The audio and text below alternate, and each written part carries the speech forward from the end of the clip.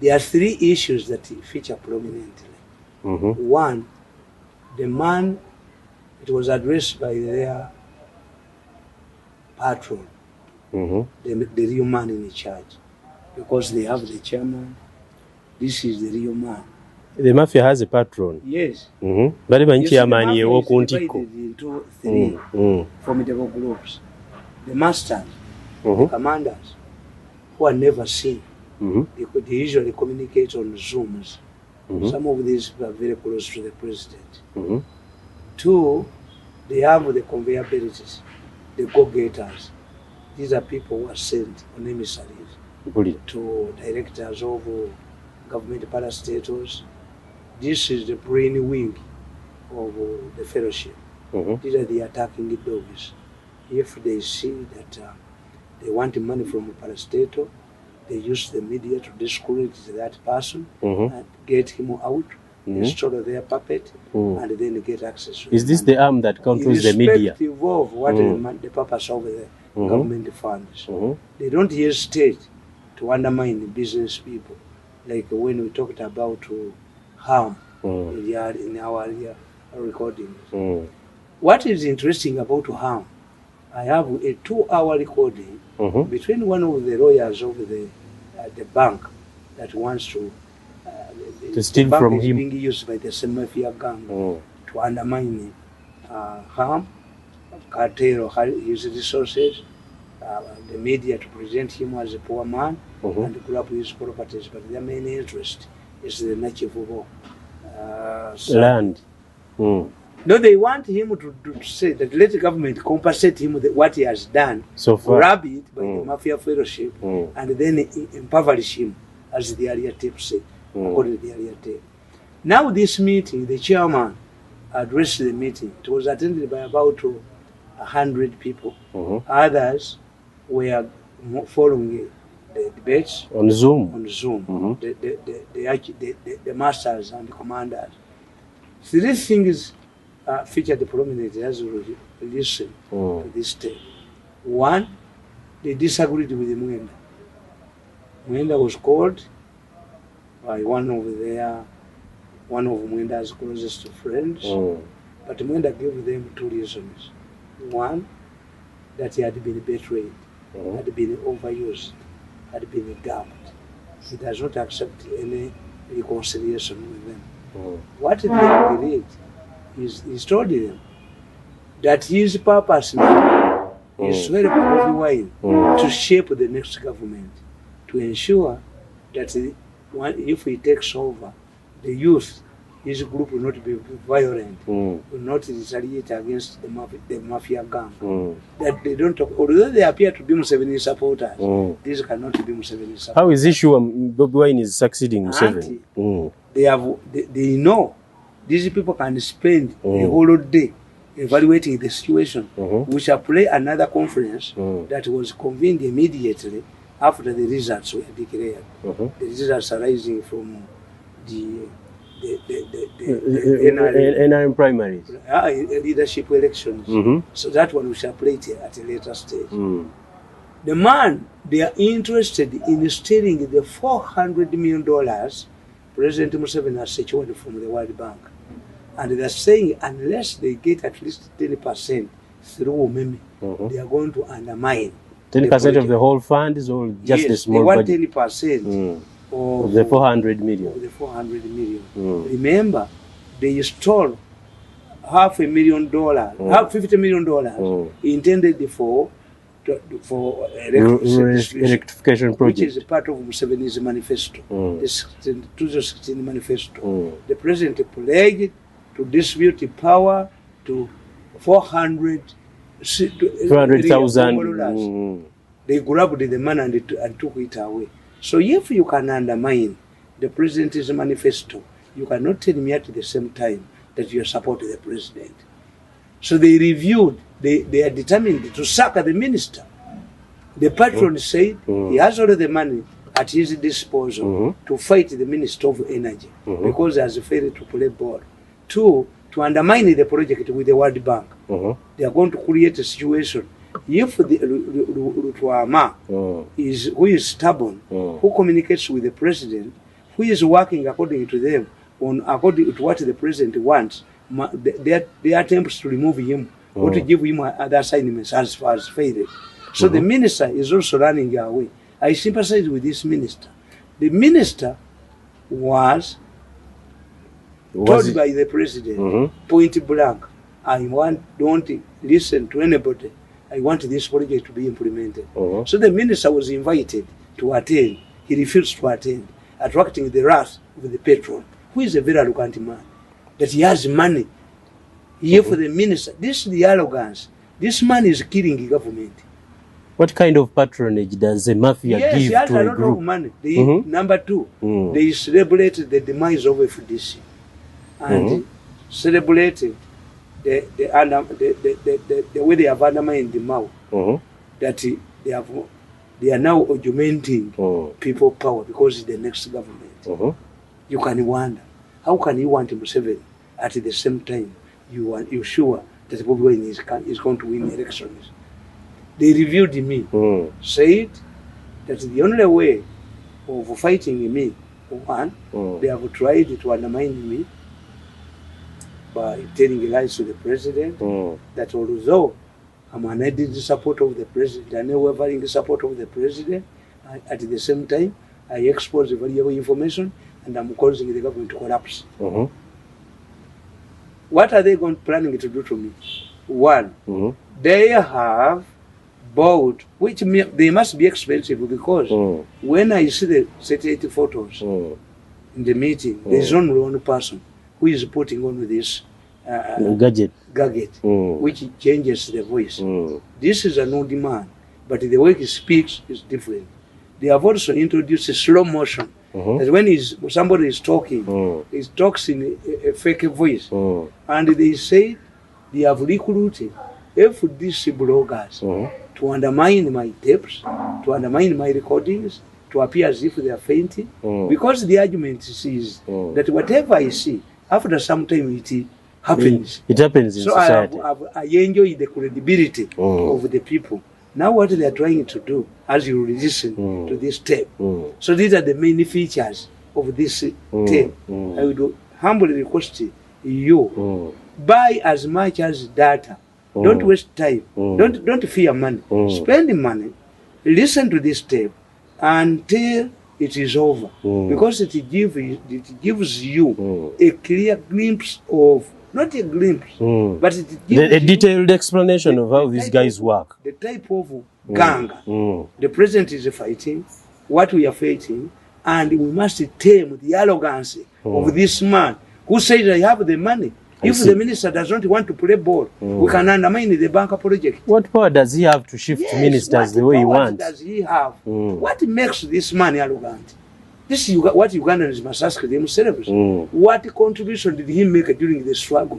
We can raise money and give him the money so that he goes into exile and settles there. Yes. So, akoke katambya. Kakati, njagala okubanyonnyola abasajja bano kuba tebategeera. N'ebizibu bagenda okuleeta president n'okuwa kwa government. Fortunately, the president abamanyi. Era bagambye nti busiddi bw'ayina naye ate babumubbako, kubanga omu ku baprofesa yagambye nti mbubba ne mbuwuliriza naye okusinza ku bwempuliriza kati ekitegeeza strategy ya president eri foloti. The strategy of the president is foloti. Wa yakugambye nti mbubbayo ne mbuwuliriza, abubbayo n'abuwuliriza. How does he get into the president's security? Naye ayina a lot of information about us. Mirundi supplies constantly. Is a constant supplier to the president. Kakati abasajja bano bwe bagenda okusuulira ekintu, arrogance, nti balowooleza nnyo mu ssente. Ono mukama waabwe alowooleza nnyo mu ssente. Why? He is an admirer of Kenya's politics. Without, he didn't do political science. Because for us, there is what we call systems analysis. I analyze the system, why the Mali government failed. In fact, I'm going to write. Don't be excited. Mali, Sierra Leone, Egypt, they have, I can explain. Libya, I can explain. I'm going to write to explain the dynamics. The biggest ingredient is that government failed. All those governments failed. Governments, Ziringa Mini.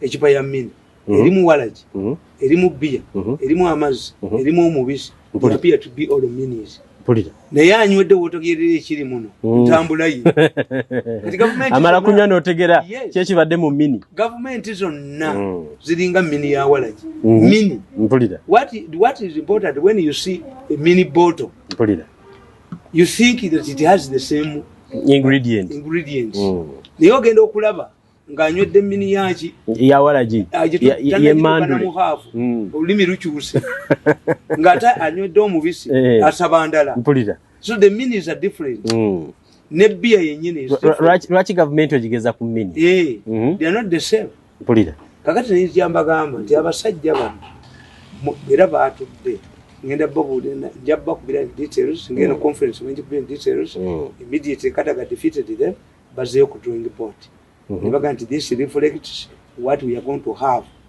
abasajja bano bajinga why tebannategeera strategy if this Besigye is more dangerous than before. No, he's out. He's no longer competing. Besigye is more dangerous than before. Nabagamba nti omukazi nga yafumbira omusajja ow'amagye tugeze omukambwe nga Kasirye Gwanga omugezi namale bamukomyawo ng'ayogera. It pains abaana be bano abamawulire abataasoma. You bring Kasirye Gwanga to tell you what a musician is okay. Yes. If there is a contentious issue, you can bring Kasirye's voice. But why do you exhume Kasirye from it to serve selfish interests? I see. They are a professional. You go to Katimba, you go to Katimba people, Katimbaism. A journalist, even a picture of a person, a photo, because the picture is that one that is made by a pencil. A photo is different from a picture. That one that comes from a camera. Yes. Kakati, bana abasajja tebabala. Nti nababuuza nti omukazi ng'abadde ayenda wa Kasirye Gwanga ng'ayendera ye wa Kasirye. Kasirye bwamugoba alekayo obwenzi oba ayongera bwenzi oba abadde ayendera omusajja asobola omutta.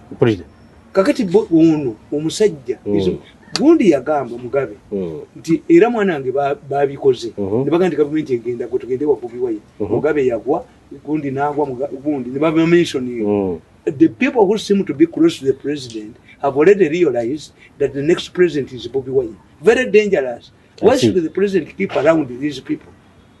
Kakati nze nkugamba nti Basiru, none of them, the highest person I saw there is a professor of psychology. Said he has been in politics since 1981. Has been seeing governments collapsing. How are they strategizing against Kadaga again? Amazobakuba. That means plan yabo tiyayise. Kati nje kamba somese basajja mu. Professor kankusomese. You failed to do political science, and I will donate to you books of political science.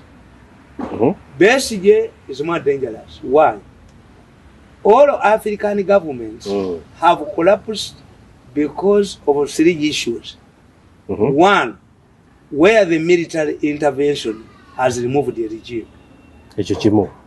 Two, after a contentious issue, where the president fails to concede defeat and where there is a rerun. Tetujja kaddamu ono twamuwangudde. Bumuba muyina a reasonable opposition gye mutayina wano mu Uganda etayagala kudistroyinga bintu ekugamba tukati tuleete candidate like ni Malawi like ni Kenya. Era olwokuba omusajja ono akozesa politics we Kenya, he believes like Moi nti Moi sponsored Uhuru. But the Kenyans knew that this man is a stooge of Moi. If we vote Moi, tujja kuba tetukubye Moi, bwe tulonda Kinyatta, tujja kuba tetukubye Moi kumujjawo. Era Moi naye yaleeta mulongolongo mu 1989 n'aleeta akalulu k'omu mugongo n'akuba abakadde bonna n'abamalawo n'aleeta abato abali sponsored be bakuba ekibiina kya KANU abo Luto yatandika omwana okuleewa mu Mbakalenjini gundi Cyrus Jirongo n'ayagala okujja ku Mudavadi obuyinza mu Baluya gundi oyo Uhuru Kinyatta n'atuula ne banne abaana baba former presidents ne bakondiminga mmwe njagala kumanya abakikuyu ne bajja mu Nairobi ne beeyambula engoye abayina abaana abasubiddwa ekamiti ne bakolimira mmwe njagala kutegeera muzeeyi Wabesigye wabeerera ow'amaanyi nga takyali mu kibiina tagenda kwesimbawo si president waki where the incumbent has been forced to run or where the disputed election results like in 2007 in Kenya or where the incumbent refuses to concede defeat nga Jahama Gambia had accepted n'akyuka ati naddira Senegal ekitundu kya Senegal ekimu oyita Gambia ensi eyo omusajja yagamba ti Gambia bw'oba oli ku nsalo emu n'okuba esasi likulosinga mu Atlantic. Gambia is a small country. Kakati ngeri sandwiched between another country and Senegal. Kati ono yategeera nti yakola ensobi naddira ekkubo eriyita mu Gambia ogenda mu bitundu bya Senegal ebirala n'aligala. Kati aba Senegal nga balina kukozesa lot of money to transport their goods. Bwekye baakola kuwagira musajja ono n'akubajja kamwahaya olwokuba bagalidde ki ekuba eriyita mu Gambia additional money ze baali bayinkaalinga ze baazibalamu ne bagaa nti at what cost bwe tukuba omusajja ono tetumuggyaawo era Senegal okimanyi nti omusajja bwe yawangula akalulu yaddukira Senegal Senegal bwe bamurecognizinga amagye ga Senegal ge gamuwerekera. It was a mistake by blocking the Senegalese highway that passes through Gambia. Tebasoma bitabo. What mistake is it here? Naba bumala mukubba n'aloganse. Kakati ono babadde bakoze ensobi bakube mukula bakube gundi kadaga bakube ono mukazi bamuwayiriza ebigambo. Anita yali friend wange nnyo. Aniti bwe baba banakuba bamala kunzijako bakuliyetinga battle between Kadaga and Anita. Anite bali bamuvunana balina bye bamuwayiriza ne bagenda ne baza n'ennyumba ye. Kakati ekyo kibadde kitegeeza nti Eastern temuyinamu muntu. You defeat Kadaga by a political novice banaafuga. You defeat Mukula. Kati n'abadde badde wa Eastern. It's not about the region. Maybe a political novice. Kakati Eastern for bwe tukola propaganda tukubuulira. You give a person something he remembers. That open up his memory. Nti Eastern ye province ye area ngojeko obote ava mu North East etasimbanga omuntu kuba president vakukana akawala be bakateekawo embala simusebe ngondi mukyala ono yesimbawo kawedde. Yes yava nti president Museveni bwalonda vice president Kazibwe abasoga bajjukira ti ku independence the vice president yali ani yali Kazibwe yali na Diope ku independence 1962. Yes boleta the late Dr. Lugumayo Professor Lugumayo yali ayagala okuba lulafu ke president ne gundi babiha John babiha yaliko fe mu propaganda bwe tuba omuntu atamanyiro gi propaganda na political science taina jala bamukuba ne muteeka kutaka bwaba ne diguli 10 naye kyetunulira muzeeyi nti of course Kadaga naye bali mukubye era oli waayi anti kyenkubulira politics kati aliwo wabikolwa. This is where the mafia has lost. Nti ba mafia bo balowooza nti sent na arrogance no tukolera abantu aje mu nalinja batta ninjo bumulenzo yomwaso omutwe kamaze okugamba mbu tebampa mulimo mbwaje I can give Mirundi gendo tumenye kwa kajijo jomuwo mulimo mu media center ninja muttiramu no mugundi no mulimo tofuna musala media kanemeso okufuna omusala itituku mukozi 6 months intervene mbo ashikani nolinjo ku bago singoli wa kajijo webasa sinka toli musukuru wa kajijo kano nobukalo bingi bwako abantu bagamba go akagambi bukampa omulimo mu New Vision omulimo ajagoli gwasimanye 50 million tina yomu nolinjo bankoso omutwe gendo ukimenyoko gendo zikulama kufa ganyoko esirongo ojena akabero berina ko mu New Vision. That's arrogance. Abata humiliating me onkube mawuleti ndi mulalo abantu bagamba go bamutte abantu bagamba go akubye na muganza kakati wamogeredde abane bamumaka kakati wait nti eyo area kasojereta mu Amuriati agisweepinga eri gye mumaze okucankala agikuba Amulia talina kyakoze tewaliwo oli tracker record tali ku national level this is a new strategy namwe babakwatira nono professor ndoza yasoma psychology wambwa yasoma psychology wamba why do you celebrate there is nothing to celebrate these people the opposition has adopted a new strategy Ntibesi was a national leader was for the five times Besi ngayagala kaluka aba president these people have gone back ne bategeera nti Besi ne bosimba wani taiwali eja kuwangula Museveni kakati what do we do let us divide the country into regions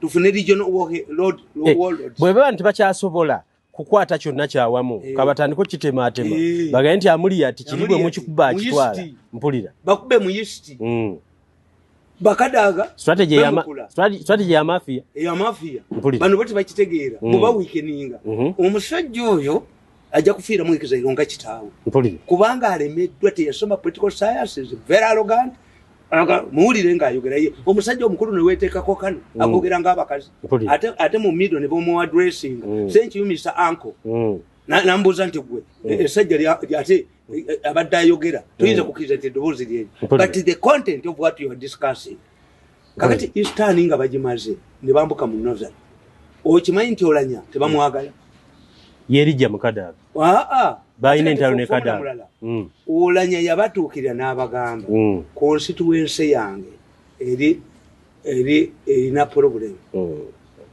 okimanyi nti olanya obululu obwagwa tebabulangirira lwaki yagenda n'agula omusajja eri amukubi kubanga president ekintu ekyo yakibagamba nze Museveni mutya Museveni yafulumya statement n'abagamba nti make new constituencies and districts n'abawa formula ne bagivaako Museveni yabagamba nti tulina areas nga ziri divided ne districts nga mulimu ba minority nga ba minority abo bo ensi bw'erigwa buli bakozesa majority ensi lw'erigwawo tebalivaamu MP tebalivaamu chairman wa district aba minority tribe kituufu kakati Museveni n'abagamba make new districts and constituencies reflecting this nti oyina abanyala oyina abakyo oyina abakife twatuwa ku nationalistic level kakati bo bano tebakitegeera nti mu constituency y'olanya olanya tasobola kuwangula kalwanumani wanu vote mu constituency why constituency yali yeetaaga okutemamu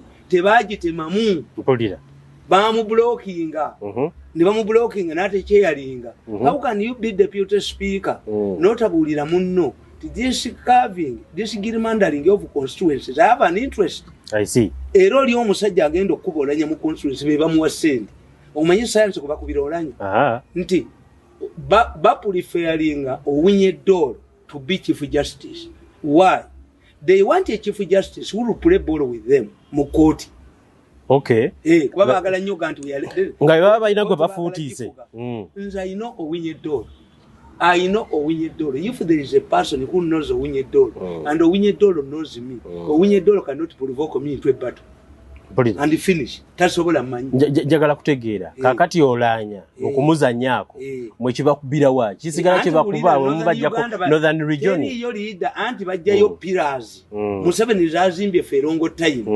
aboogera abantu ne bawulira to cultivate ate ye obutafaanana nga ye alowoleza mu ssente we have cultivated our support on credibility I was told nti omu ku baganda ba president ye chairman w'NRA oba lwakitulo obawo yatuuziza ba delegates n'abagamba twebeereremu we should not listen to anybody Kadaga is the right goal because people believe nti Kadaga struggled at least Museveni singa tebajjawo kapu ya 75 yali agenda kuyitawo the woman is okay ne bakubaganya mu parliament ne bamu intimidating amajje ne gajja uncoordinated ne baleka emmere mu church uncoordinated ebyo nabiyamba mu benaremo in order how do you pay him ono y'omusajja alowooza nti tujja kujogebwa genda odire faamu yekobojoga abakozi that farm mentality cannot apply nakimanya abadde bekuba bonna benaremu abo bonna benaremu tebalimu other force tebuli ki mafia prefers nti bapuliferinga owinye eddolo but owinye eddolo is useless politically owinye eddolo abalamuzi abali ewaabwe gyava tebalya nguzi. Simanyi. How will Owinye Dolo, a single person, handle cases ez'abamagisuli mwe babbira abantu? Ekitegeeza politically Owinye Dolo talina kyatwalira abantu. Kubanga involvement ye tepakolatinga. Do you think Owinye Dolo can organize a public rally n'asonda sente za church? Simanyi. Professor, yasoma psychology wambua. Talina political science at all. He does not have an iota of political science. Yes, he doesn't have. I donate books to him. Are you serious? Kasto kubolanya. Nomukube wabo ne mu parliament ya jago. Oba preferring Owinye Dolo. Kati wamaze okwonona Eastern ne Northern bajono. Bagala kwambuka mu Northern. Middle North bajono. You're trying to explain strategy ya mafia kati si yakwata kyonna. Yakutema atema eberenge inachewa. Strong link. A cemented link. A super good link between the mafias and the opposition to defeat Museveni. Are you serious? Yes. And in Kugambia, the mafia gang is part of the NRM. Why would it want to defeat Museveni? Jumper yebu avenu na jumping. Kununo toja kujumping.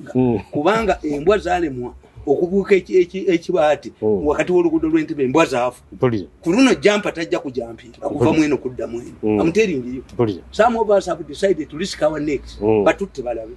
Badwe balitegera nti balisalawudde. What is their strategy with the central? Bwe batuuka eyo kati Western Nile tejja kuwa Museveni. Lwaki? Yali mu lutalo olwagoba Amin. Era mu 1980 bajjayo amagye ga Kikoosi Maalum ne basindikayo akafolonasa aga Museveni. Museveni yakoze buli kintu kyonna. Nali naye mu kaluka 2011. He spent yali agenda kumalayo ennaku 3. He added an additional 3. I remember Muhoozi was the minister, Muhoozi was minister of health. Ab'omu West Nile ne bamugamba nti bw'otuwa ekyuma mu ddwaliro lyaffe tugenda kuwa 90%. Museveni yagamba kambawo ekyuma nga ba citizen naye temujja kumpa kalulu, you don't vote me. Yes, olwonga omaki w'amaanyi nnyo. Minister of Finance omaki. Omanya abantu abaali baddeko mu power balinga omukazi yanoba ewabba. Omukazi yanoba ewabba buli lwajja ewa mulamu we balwanagana. Are they fighting over you? No. Omukazi ono eyanoba ewabba n'omukazi w'ewaka bamanyi obukodyo obugoba abantu ewaka.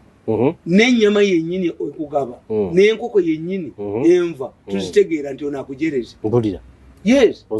Ekifuba kiriibwa baana. If you give a visitor ekifuba it means omujereza.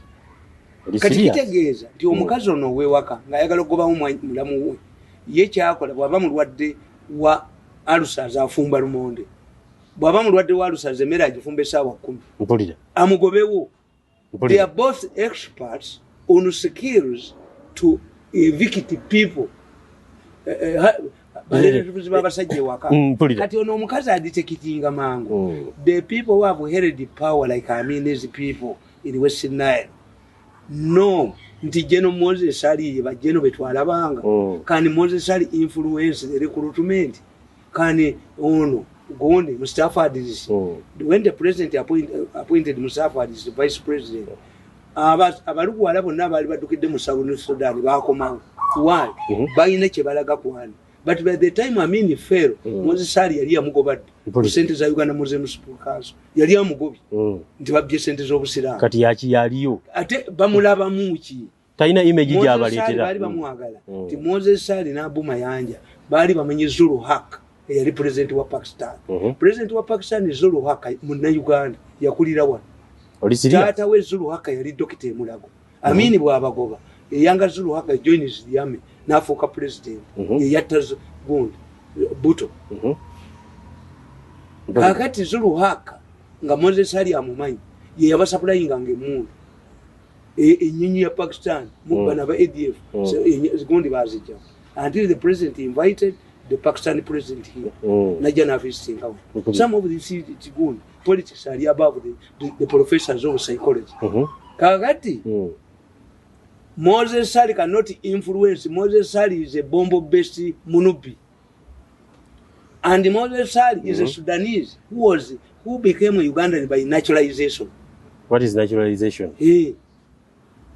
Just kujeri no jabuze no mpulira. Ekitegeeza Moses Sali does not have influence.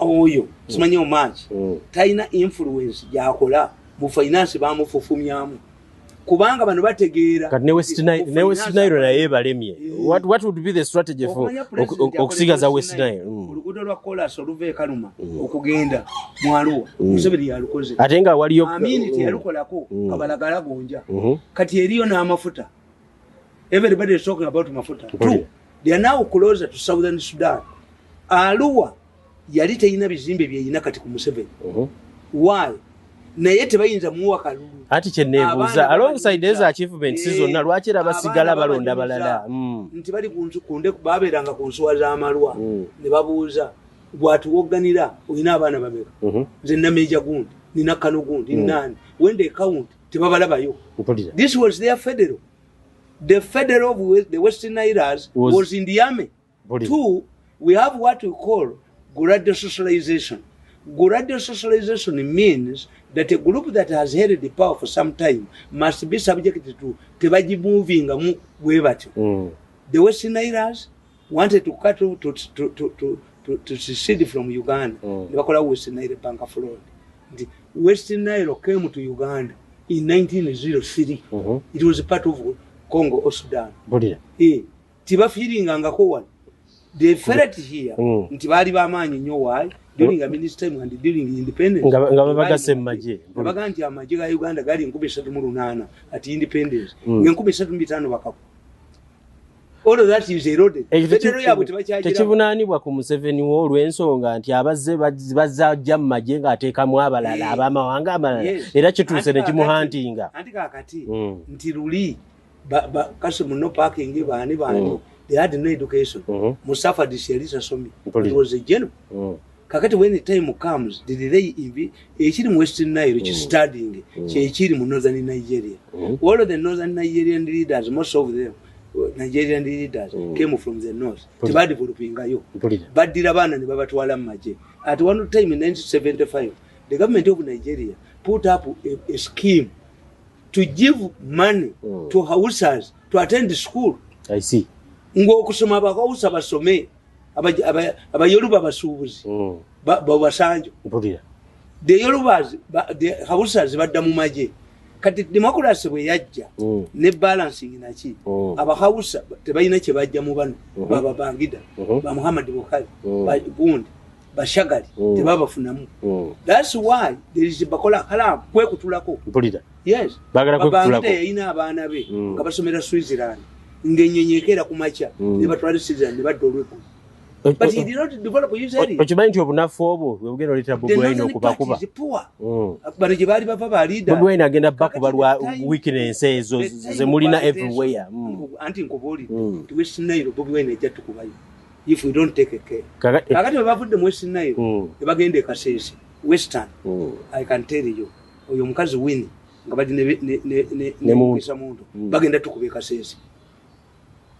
mpulira Kasese bajja tukuba kakati ne bajja mu Buganda Luvia banda kyasoose okukola to undermine the Democratic Party n'abayola bonna n'abatwale wa Bobi Wine mbwagifuge nakano kagenze mbuye ni kamingi kakati obamu ab'omunda mukkiriza nti Besigye yagende waka kungulu namwambaza n'akakofiira I went to Kakungulu's place at that time Kakungulu yali mukwano gwange nnyo nga mpita netwogera bwe Kakungulu ne mubuuza ekyakututte Butambala n'owa Besigye enkofiira kyabadde ki n'aŋŋamba nti nze nange mukama we yannema eno famire mwe yava ng'agenda mu nsiko naye tasobola nakumpaayo baala DC 5 okuva mu community yange nange ne bategeera nti nze mbawadde yanfiisa mpulira ekyokubiri nina ettaka lyange liriko polisi y'e Kawempe yagenda kakati president alagira abo mu finance bamweza ali milioni 8 ne bagano zimu kuba bali ba Besigye kati bagano zimu na president kakunala ba president kakugutodimi nti yampe baluwa bansasule nakwata Lukwago si Lukwago ne Elias waliwo omusajja w'amaanyi nnyo mu Busiramu bamwita Lukwago n'agenda mu finance abo mu finance bamuga nti ene baluwa yawandiise ku bulu nfu yetulagidde tuleme kuwa sente them finance people whom the president has directed to pay Kakungulu millions zelunana. Told Kakungulu. The Museveni is telling you lies. He has no interest in paying. I intervened in my said Kakungulu Amusasula centers. They unpack a million. Kakati Bolabanga no Bobby Wayne Jalaze. Nemuseveni Yalaga. Mao Yarinyeke Wakakungulu. Against the one. Ndirango. Ewaka kungulu je bajemi kisawai. Kakungulu ye yakulemberanga Idi Amin ku mawuledi nakuba government. Amin namusasula. Nateka Uganda Muslim Supreme Council baka kungulu. Obote nagamba muganda we nichoni nafuko omusiramu. Nibateka uyu meya kubaka kungulu. Gondi yaka kungulu is a political symbol. When you see somebody going to Kakungulu's office, it's not a joke. A family. I see. Yes. Bobi Wine ogenda yo. Sikyakuzanya. NRM ino kweraliikirira. Ino kweraliikirira. Mpulira. Kaakati nenkubulya nti mu Buganda baategedde nti Bobi Wine ali mu Buganda. Abo bannamboze mwino bakubira ddala akaluba muwanga ngenda nakukyalira wagava. Bakubira ddala muwanga agalamire. Nja kukyali wakajimu. Bakubira nnamboze agalamire. Omusajja ono tumukubire ddala. Omusajja ono ajoze eggwanga lino. Tumukubire ddala buli wanajja omutwe. Sente zijja kunya. Kamwaka abagenzeyo yabatutteyo mawe yamukuula mu 2011 kati naayita Namboza akube mawe aveewo. How can you sacrifice the Democratic Party kyemyaka ekyatandika kubanga omusajja omu nakuba eggwanga lyonna naliteeka wali oba atutte mpulira kakati oyo bakulukuka bagenda yawa mawe wakasente luli namukuba namwogoloza the professor of psychology owembwa ataina mu element ya political science. It means this: the moment kebakugatta n'omusajja n'ofuuka mukyala we oba wajja tomwagala oba wajja omwagala olina omufumbira emmere olina omukolera ebyomumaka byonna. Exactly. Yes. oba wadde tomwagala naye kasaba gatta. Likewise in politics, Namboza has an obligation, unquestionable obligation. Muwanga has an unquestionable obligation. Onoweka Lungu Sewungu to campaign for himself and Bobi Wine. Wambo aigeye ne yamukamawo. A dog hunts for self and master. Amaduga mukamawo. Yes. Agongera. Ono yasoma psychology wembwa. Ne munne bwe bali atasomanga ko political science tebakitegeera. Don't celebrate because the Baganda leaders have joined Bobi Wine and at the same time you tell us nti owagira Museveni. No, these people will not support Museveni at any given time. The two are inseparable.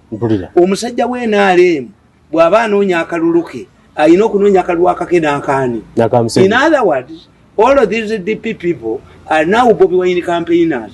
Ono yasoma psychology wembwa ne munne bwe ayina ssente abaduumira bwogenda okuwulira eyabadde chief guest eyabadde keynote address tabimanyi ndi kakati bamaze bakuba munoza ne Uganda babakubye mu Eastern kadaga yabawunyeza Western mwini chiza ne muntu babakubye batutte sirais mu Buganda nze nkimanyi Kasola ajja kubattu bw'atabikosa banyi kuba Kasolo bamuvunaana nti atiitiriza abasiraamu bangi. Kasolo yakwatibwa obulwadde bwa kayanja jeno to impose leaders. The mubinda bamuloko politics. The moment you impose leaders, they will fight you. Ye yaleta gundi. Era kayanja yaleta nga bachemeni ba 5 na alwana na basima kula bani. Nga alwana nabo. You cannot control somebody. Somebody changes. If you want to control somebody, make him remain in his status. Kakati kayanja yaleta ngirakai. Na aleta basima kula abafugi ne bagana. Batufuse ba chairman. Naleta bamulindwa abafuge ne balema. Laka you was torn apart. I see. Kakati nono Kasolo ayagala okufuga district y'ekyotera. Naleta gundi chairman kati kalenti aliyo bamuyitani. I've forgotten his name. Gundi. Naye Kasolo yamuleta ne balwanagana. Ne boleta house galo. Ne boleta muganda we waka. Nze nakulira wa muganda wange nampeera buli kimu but he does not give me directives. I can yampeerera kubeera ki njagala kubuuza Kasolo gwe baganda talina kyakoledde bantu ate yafuna ate amaanyi agaliita abo. Kasolo yajjanga independent ng'ono bamukoowa tagundi eyaliyo mujuzi nga bamukoowa Kasolo yajjanga independent. Kasolo yali kansala ku Kombalo. Kakati Kasolo bwajja n'afuuka king. N'alwala obulwadde bwa Kayanja to install leaders. Kati ba leaders ba installing yasooka ani inomuvuka gwe yasooka yali vice n'avuka chairman ne bapanga akalu ne bamukuba ziliddamu n'aleeta kisekulu balwanagana local politics bwe baatema mu kyotera what happened constituency emu omukazi yaje batwalako kati Kasolo bayinza omukuba kubanga the main challenge of Kasolo musajja watu mukunda yes nze babimpitamu bigendamu me I cannot involve myself in local politics. I'm above local politics. But local politics is regional politics. You are for woman chitundu. Kakati area nfu kyotira mufu. Bwogende kochi Kayanja alese mwanyina akubani akube kinyamatama. Kinyamatama tayogera mu parliament. Gwali yogerede ku mukanso bategeke olukongana lwa kinyamatama.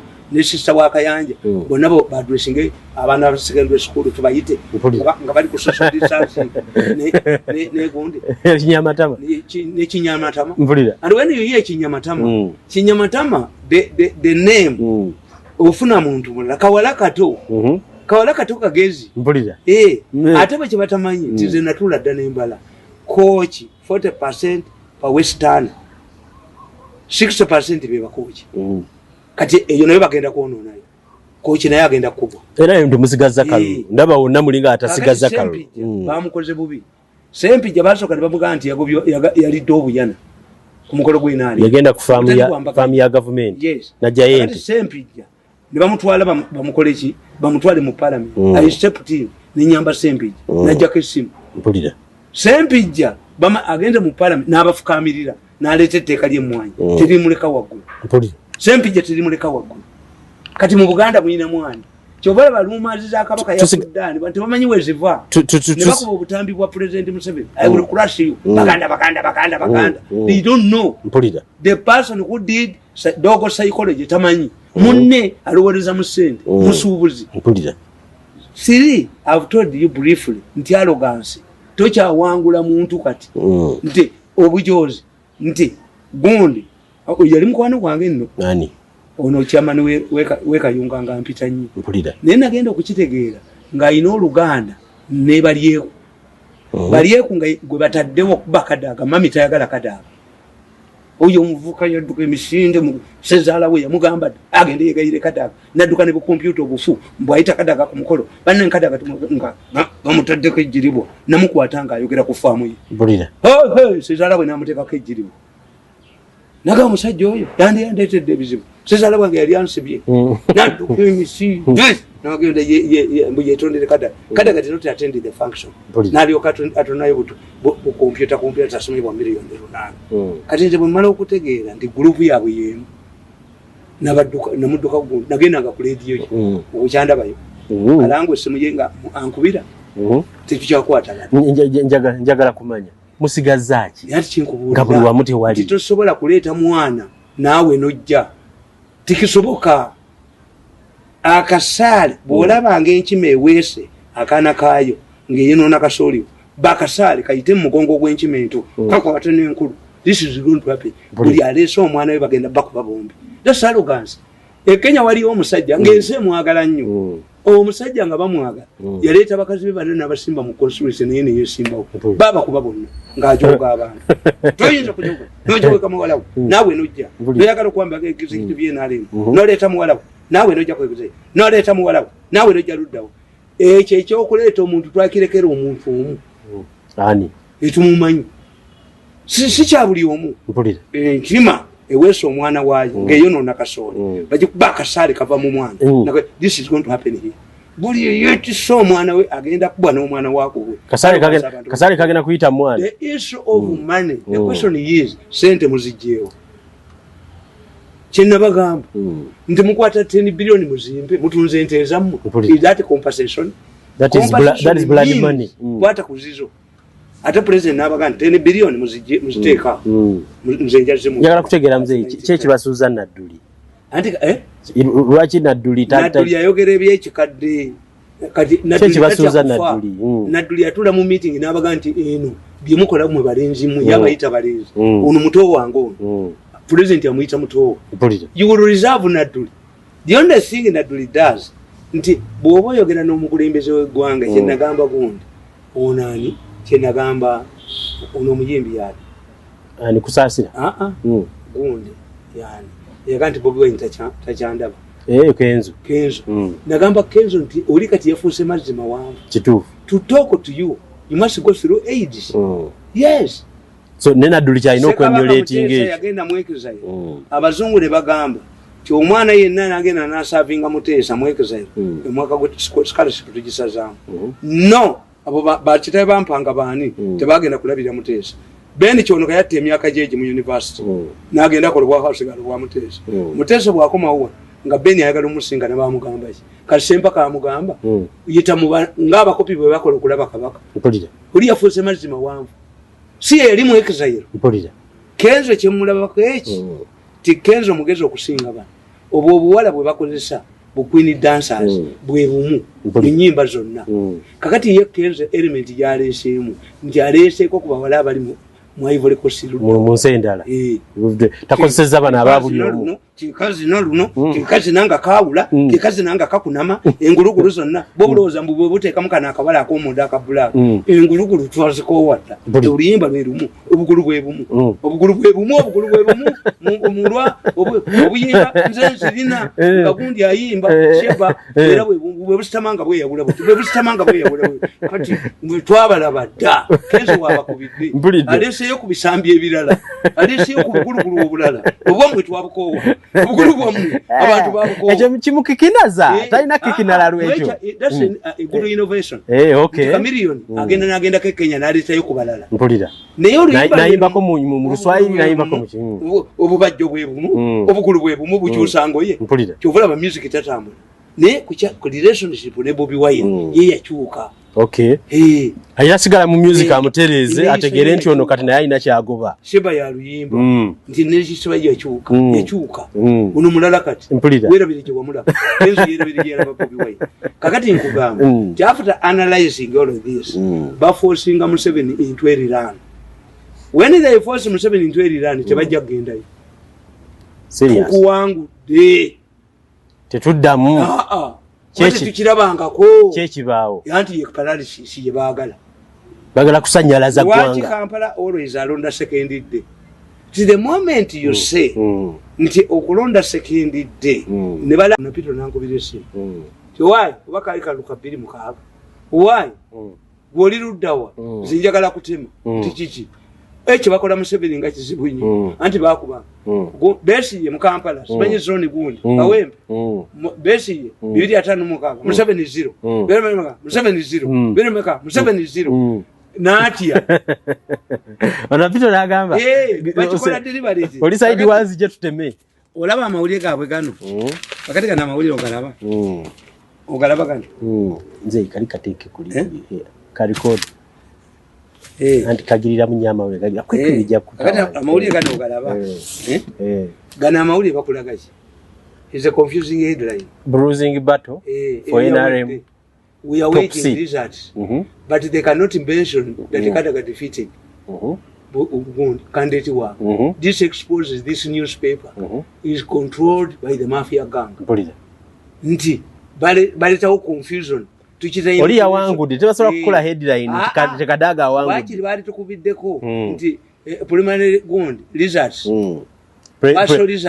preliminary gundi ziraga nti gundi akyali they cannot mention Kadaga mpulira this means that this newspaper belongs to the mafia gang yekino kyekatonisi kiwandiise the most stupid cartoonist bakubye ekyolwaleero the most stupid cartoonist yakuba mawonga bamututteko enkumbi ng'omuyini gusigadde kimonyo this paper belongs and what amazes me Aga Khan is the owner of this newspaper Aga Khan is one of the people who lost property during when Amin expelled the Asians the Indians he lost one of the losers awagira ateka sente mu lupapula oluyincitinga public ba mafia baluwamu omanye empapula zino tezirina money tezirina sente kigambye kitya Chicho NRM delegacy yesterday directed the Central Executive Committee member.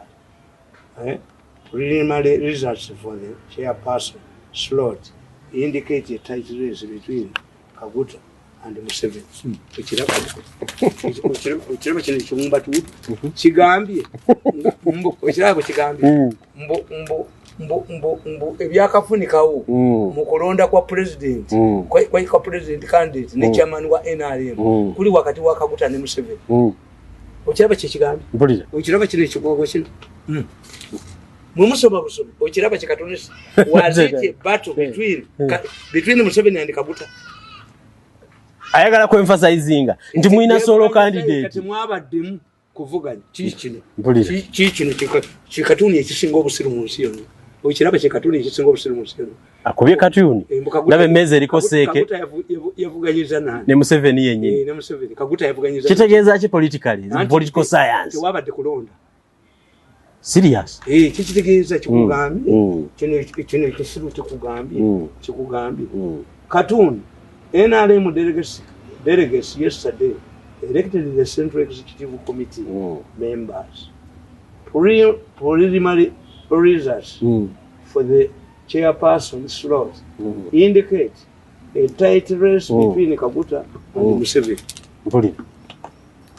How can is employing this idiot? Atamanyi nti kino tekimanyi kiyinza okubanga tekyasoma. Kakati Bobi Wine ekikutegeeza omwogezi we yava wano yava mu monitor kituufu Bobi Wine yenna mutegeerera senyonyi yava kyovala ba is not surprising nti bano balowooza nti Bobi Wine ajja basiba Katonda atuyambi tasobola kuwangula. Bobi Wine yali basibye oli serious agenda back ojja kwewuunya gundi akugamba Nicole Machiavelli ti omuntu yenna omunafu bw'akwata power atta abamuyambye bonna okujja mu buyinza. Prince professor wa psychology obwembu atakibanyi agenda asomete Prince nti bano oyo gumutiitibya mumanyi forces ezimu ono Lupia Banda alowooza mbu yamufuga wamulabadde nedda Lupia Banda wamulabadde olyoka olowooze nti ojja kumufuga Lupia Banda ojja kufiira mwekezayo. This man, do you know who controls you? Karimugondi. Nti ajja kuprotect obugagabo. When did you start investing in him? Is he a billionaire like these people? So nebo namuwagira abasula ajja bakwata. A coward gets what he fears most. I see. Lupia Banda yunakuteeka ko yemanyize exile Kenya. Mbabuli. Unpredictable. When I predict 10 things, if you think that Bobi Wine will protect you, for what to ambio bufuzi, ti obote yali asobola atyo okuwagira obwakabaka ng'obote mu communist. Era obote mulejiko yakugambanga nti bwe ndifuna obwa president nja kufufugaza eggumi ly'Abaganda. Mutesa mu kitabo kyagamba nti twalowoozanga nti ali ku political rhetoric. Gamba obiwa mwengalisanga ku mwoyo. Bobi Wine gwe Lupia Banda. Bobi Wine tajja kukuuma bugaggabu. Bobi Wine is not a product of yours. I see. Ojja kulabira ajja kudduka yali ono musajja mubinyo. Omusajja ajja kuba government ekyo naye ajja kudduka. Tajja kusigaza yadde akajiko mu nju. Kakati labo ono naye kukada kataliiko. Singa tukebera previous copies z'abadde akuba ku lutalo lwa Kadaganani. Ku luno nenda muganza kaduse emisinde kati katuleetera by'Obama. How do you talk about Obama now? What type of editor is this?